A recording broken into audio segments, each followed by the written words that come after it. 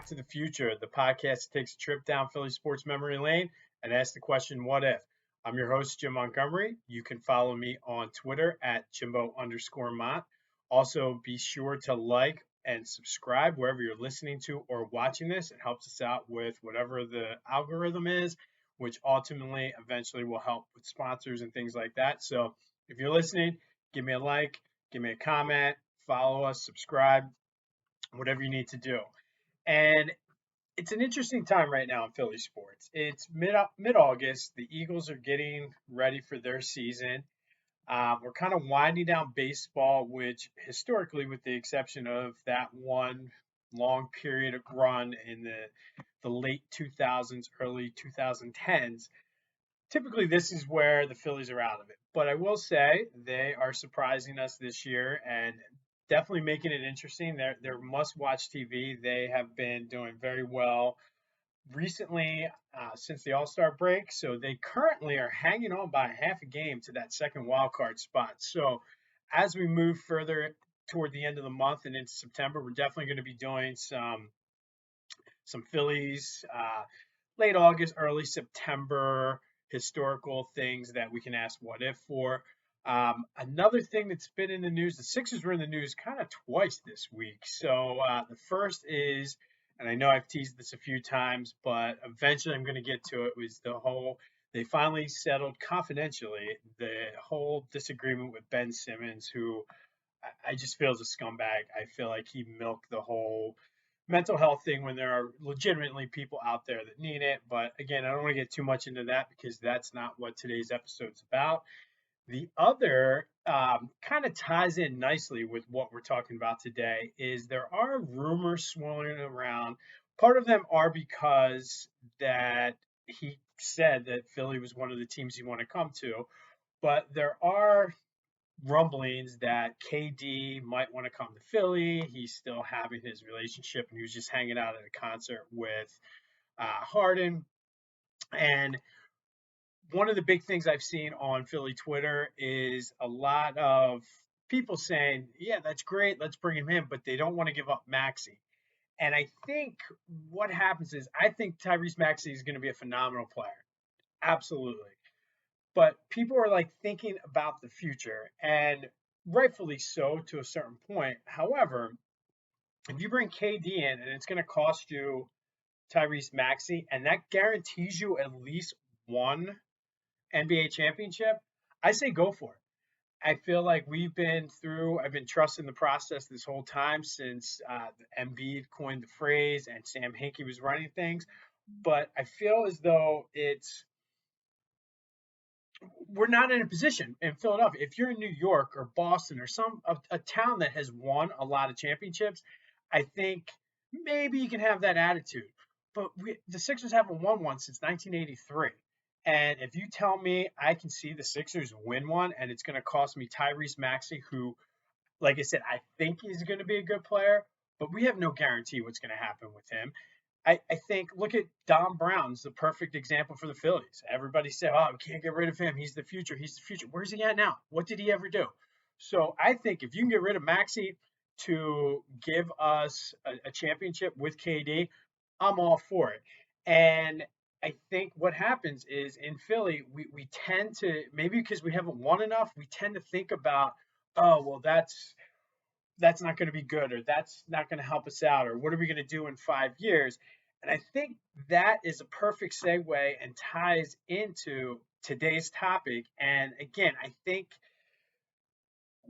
I don't know where that attitude comes from or what people in Philly think, but damn it, like I haven't seen the Sixers win a title my lifetime. I was 4 years old when they won in '83. So guess what?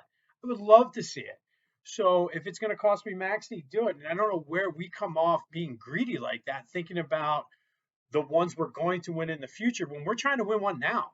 Like, how about we win the first one? You can't win 4 in a row if you don't win the first one. So today's topic, I think, gets lost in the shuffle and swept under the rug and forgotten about because the Eagles won the Super Bowl after the 2017 season. But let's take it back a couple years. And at the end of the Andy Reid era, I will say things were getting stale. I think there's a couple topics I want to touch on at some point, but some of his picks for like defensive coordinator after Jim Johnson died, he was making some questionable moves. Unfortunately, some of them were not his fault, but his kids were getting into trouble then.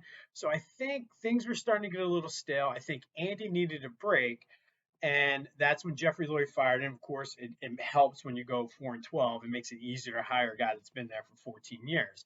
So who was going to be the next coach? And I think all of us in Philly at the time wanted something different.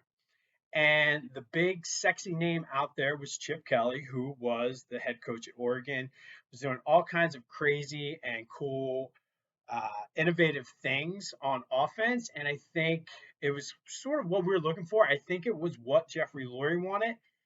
And the interview process was long. First, he said, I'm in. Then he said, I don't want to be in. And then all of a sudden, I guess they kept talking. Long story short, he wasn't interested. He was. And he came back in for, I guess, a secret final interview or something. I forget the exact story.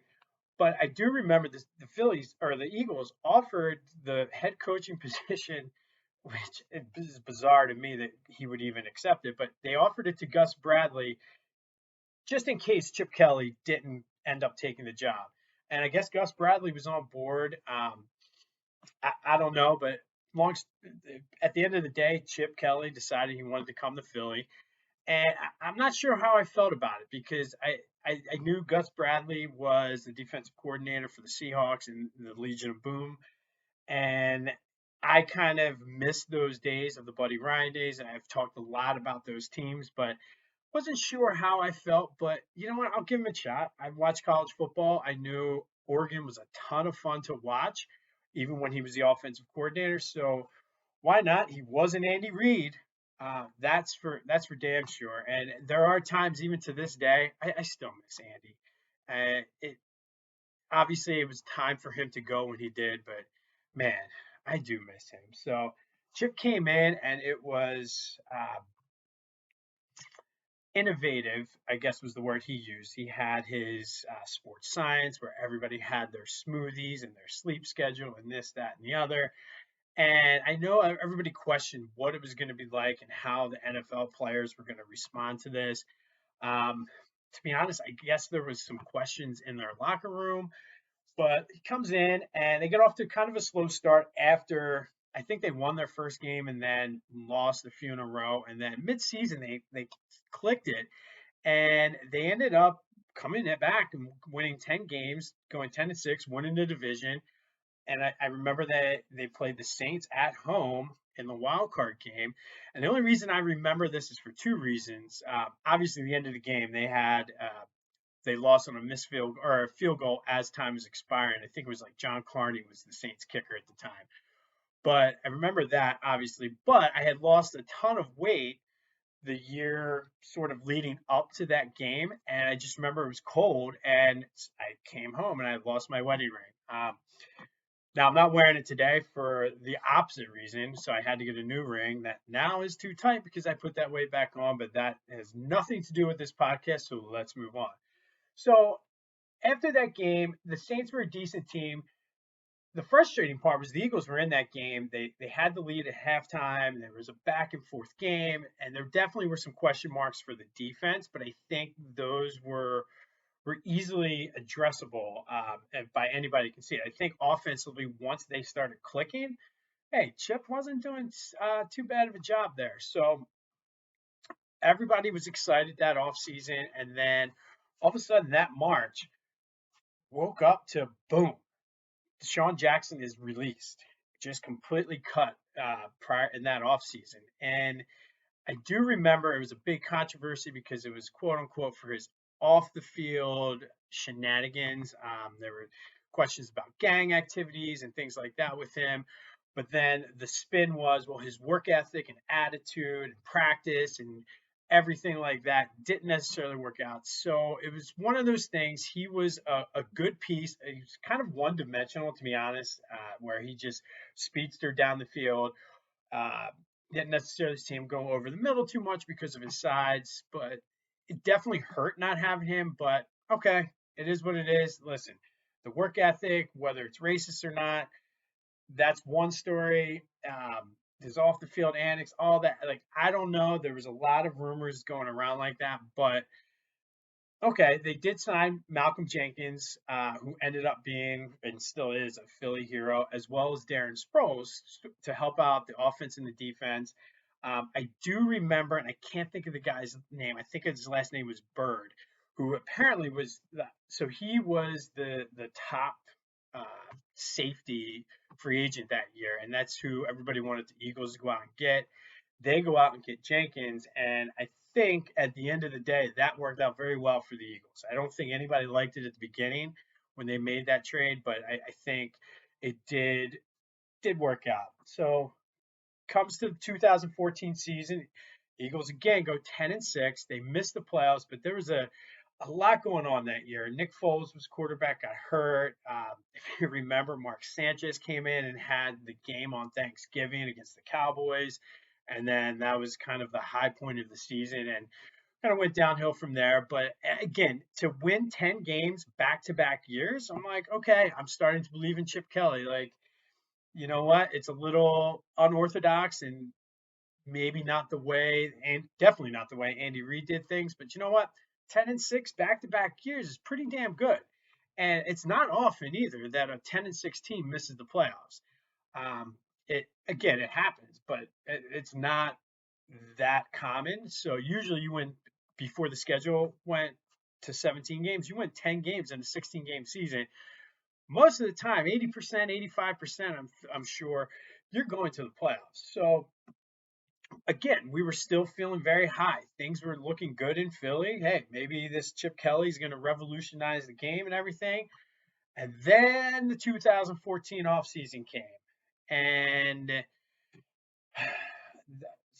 Chip Kelly kind of strong armed, I guess, Jeffrey Lurie and said, I want full control over everything, including the draft, free agents, everything. And famously put Howie Roseman technically got a promotion, I think, as far as title, but basically got shoved in a closet, according to Jason Kelsey at a Super Bowl speech. And so this was Chip Kelly's team. And again, I think some people were like, you know what? Hey, let this guy bring his guys in and see what he can do. Well, first thing he decided to do was trade Lesean McCoy, who had a pretty good year the year before, for Kiko Alonso, who was small. He's a linebacker, obviously a position the Eagles needed help with, but he ended up playing with Chip at Oregon, and it sort of was this. Everybody was like, Chip's going for all his Oregon players. But again, nobody was happy that he traded McCoy. McCoy wasn't happy, obviously, because he didn't want to leave. He was a local.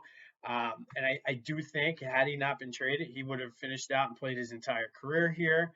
But okay, Chip has a plan and willing to, just won 10 games 2 years in a row. Let's see what you got going on. Then things got a little crazy. He signed DeMarco Murray, who led the league in rushing the year before. Okay, great. We got to replacing the league's leading rusher, or bringing in the league's leading rusher the year before to replace LeSean McCoy. Okay, you got my attention. You got Darren Sproles from the year before. I'm okay. And then he signed Ryan Matthews, who had some glimpses of being great with the Chargers. I know because I had him a couple years for fantasy. Again, he gets hurt a lot, so we're like, okay.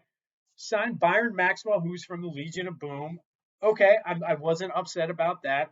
Brought in Miles Austin from the Cowboys, who was kind of needed because Jeremy Maclin said, I'm out. I think he saw what was happening, saw the writing on the wall, and didn't want any parts of it. And he went and signed with Andy Reid in Kansas City. And then he traded Nick Foles for Sam Bradford. I mean, Nick Foles had the one good year. He was turnover prone at the time. Bradford injury prone, but overall, I would say skill set wise, probably a better passer than Nick Foles. And again, this is before the Super Bowl, so don't send me any hate mail. he drafted Nelson Aguilar, who had a lot of potential. What happened during his career? All I can picture is the guy on the news. Uh, and they were throwing out the babies, and we was catching babies, unlike Aguilar. Um, Still one of the classic things. But anyway, and they drafted Jordan Hicks, who was an important player on that Super Bowl team as well.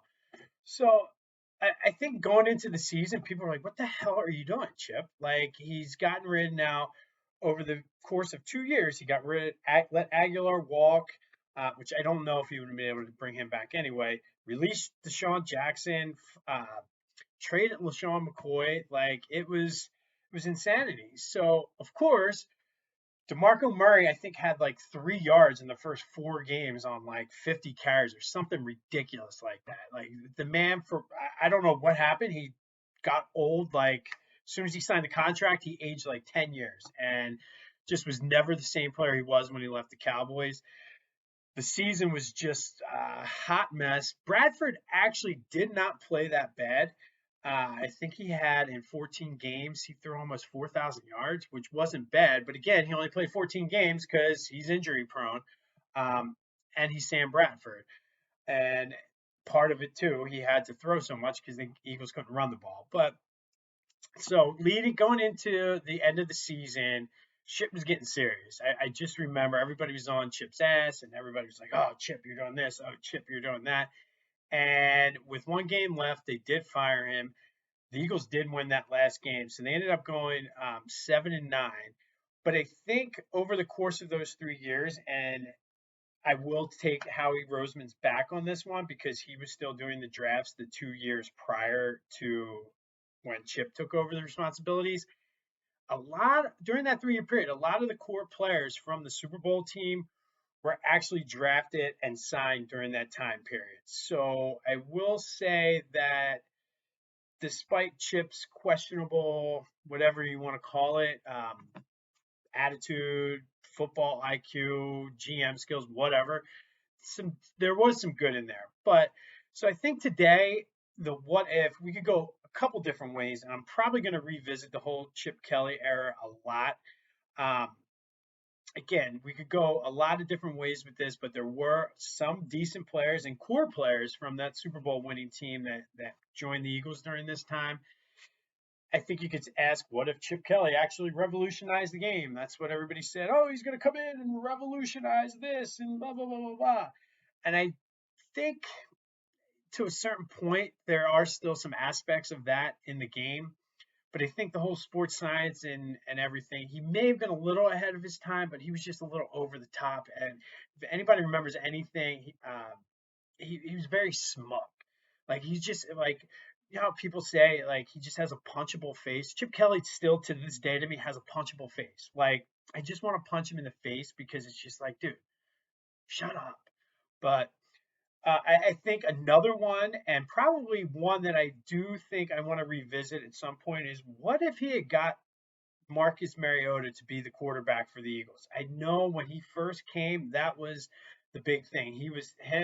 Uh, Mariota and Chip Kelly were married, and that was the thing. Like wherever Chip Kelly was going to go, they had to make a play and try to get Mariota. And I remember being at the draft party down at the link that first draft, and I can't even remember who they picked. It was I don't think that was maybe it was a forget whether it was a Marcus Smith draft or whether it was Aguilar or what draft that was, but I remember that apparently like and again I don't want to spoil all of this because I do have a future episode that we could do on this, but they were willing to give up a lot to get him. So we could go down that road. We could go, what if he kept Desean and LeSean, signed Macklin? All three of those guys were integral parts of the Eagles' offense at that time. What if he never got the GM power? And I think that if he wouldn't have gotten the GM power, he probably would have quit as the coach and went back to TV or something. So I don't want to revisit that today, but I think of all of them, the biggest impact on that team and what Chip Kelly did was what if he'd have kept LeSean McCoy? What if he never would have traded him for Kiko freaking Alonso, who I think played like 3 games for the Eagles or something. He might have played more, but I don't know. So I think that would have had the biggest impact of the future of that team. So the year before they traded him in 2004, he was top three, or the Eagles offense was top three in points scored. They were a top five offense, the ninth best rushing team in the league. And that's not too shabby. Yet McCoy was the number three rusher in the league. It's pretty good. They won 10 games. They went to the playoffs. They pushed the Saints to the limit. I think that it's a good, solid foundation to build on. Your defense was freaking terrible. So focus on the defense in the draft. Focus on the defense in free agent. No. He traded him for Kiko freaking Alonso, basically for no reason. Uh, so if he kept McCoy, who still had tread left on the tires, I know he got hurt in Buffalo that following year. He kind of got off to a slow start, but I think he had two or three 1,000-yard rushing seasons in Buffalo. So he was still there and like plenty to go. And there was even talk during the Super Bowl year and even the year after, I believe, of bringing him in as a guy to help. But obviously, you trade the number three leading rusher, you bring in the Ryan Matthews and DeMarco Murray, who, again, I think the Cowboys lowballed him on the offer, which is why he's like, F you, I'm going to Philly. And they knew something, obviously, that we didn't because he was absolutely horrible and shot by the time he came here. Like, the drop off was ridiculous. He had, like, maybe they just ran the hell out of him and just broke him down. But whatever it was, they weren't willing to offer him money. But he came to Philly, took that money, and shit the bed, basically. So obviously, all of the Eagles league rankings dropped that year. They were still in the top half, but they were like 16, the 16 offense, and the defense was still terrible. You go out and sign Byron Maxwell, bring in Kiko Alonso, and they're still terrible. Bradford again was solid. I mean, he still missed 2 games, but he played um, or threw for almost 4,000 yards. They were still a competitive team. So if you put LeSean McCoy on that team with Bradford, who was solid, a defense that was shitty, and you can keep them off the field, plus McCoy is explosive. Washington won the division that year at 9-7. So it wasn't like the Eagles at 7-9 were that far out of it. They very easily could have won the division. Maybe if you keep LeSean McCoy and don't trade him, Jeremy Maclin's willing to sign. All of a sudden, now you have a solid receiver and one of the top 5 running backs in the league. So I do think that year in particular, that next year, the Eagles were not as bad as that 7-9 record was. I think a lot of it was Chip Kelly's personnel moves and the fact that DeMarco Murray just completely, like, his legs fell off basically when the Eagles got him. But you throw LeSean McCoy on that team, they're making the playoffs again. So that's 2 out of 3 years they would have made the playoffs if Chip didn't trade LeSean. And then you go into 2016. So you're still roughly same draft position. I mean, 2 games here or there isn't going to make that big. You're kind of in that middle of the pack. Maybe they still have some of the same capital to move up to grab Carson Wentz. And we know that eventually Carson Wentz, before the injury, had that huge first 3/4 of a season where he was going to be the MVP if he didn't blow out his knee. Maybe they don't have enough capital to go up against Wentz. But do you know who was a 3rd, 4th round quarterback that year? Still playing pretty well. Maybe they draft Dak. I feel like Dak would have been one of those guys that Chip Kelly would have liked. Excuse me. I don't think it was out of the question. And I'm going to be willing to say it because I fought it, and I fought it for years. But by far a better career than Wentz. He will have a better career than Wentz. He's a better quarterback. I was wrong about it. And it still would have given them a chance to work on the defense in the draft.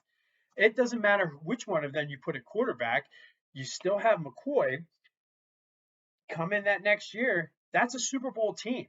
And that was the team where those seeds were planted back in the Chip Kelly days. So you put McCoy on that team that went to the Super Bowl, even if it's Wentz or Dak at quarterback, forget about it. They may not have lost any games that year. Well, maybe they would have lost one, but that was me just being a homer. But running back was an area of concern that year. So you put Legarrette, Blount, and Lesean McCoy on the same team, like Thunder and Lightning.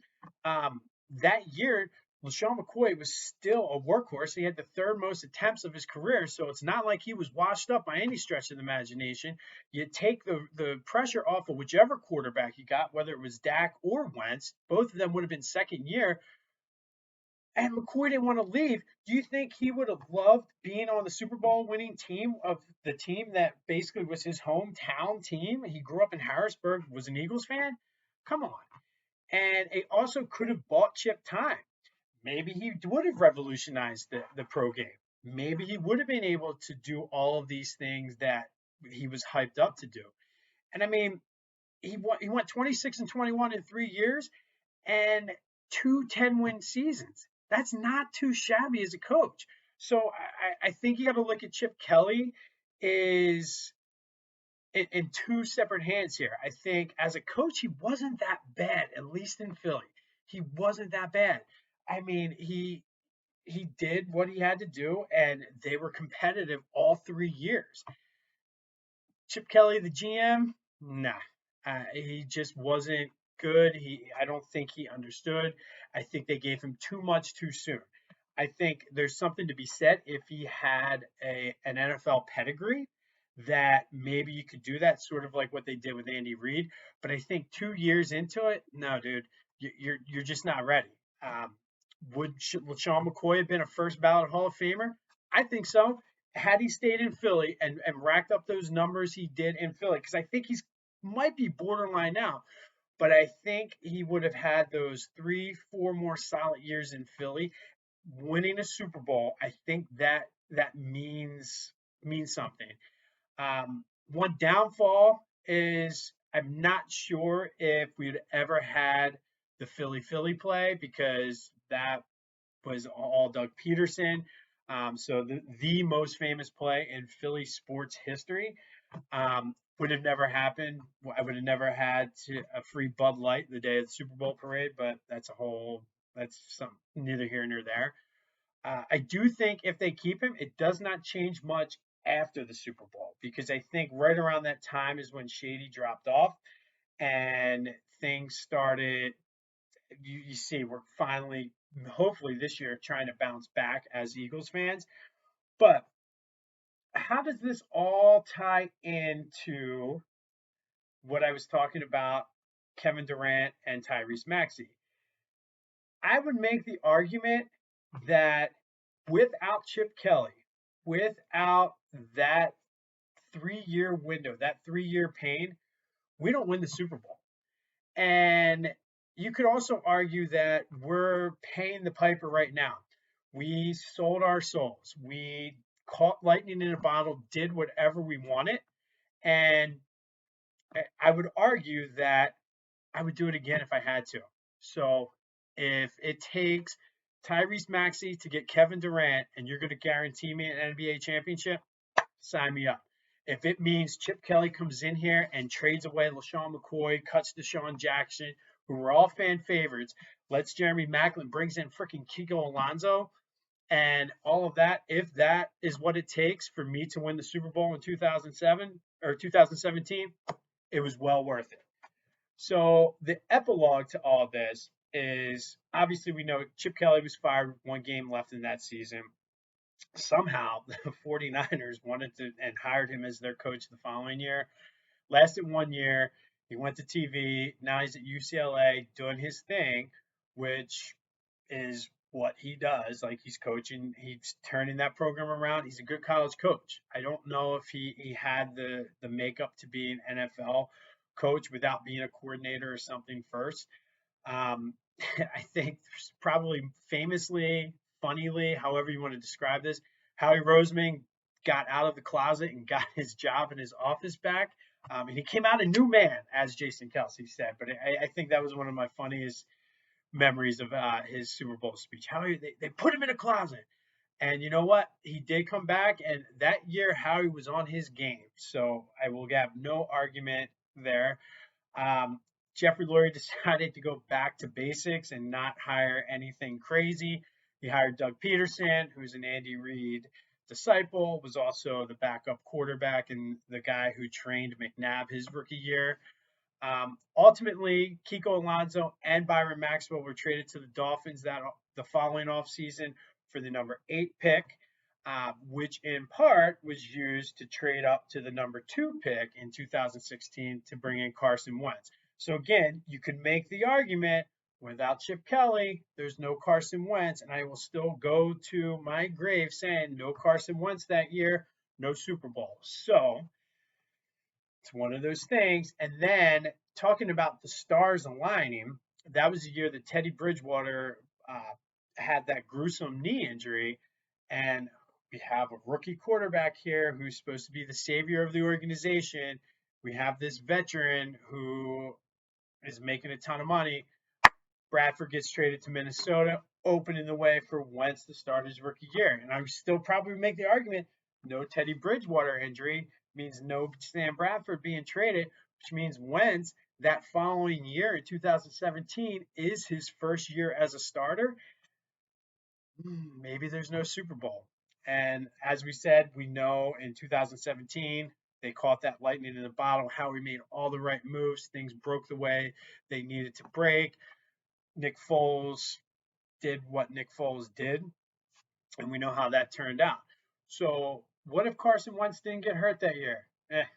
Never mind. We're out of time. I don't want to get into that. That's a whole nother episode in and of itself. But there you go. So what if Chip Kelly never traded Lesean McCoy?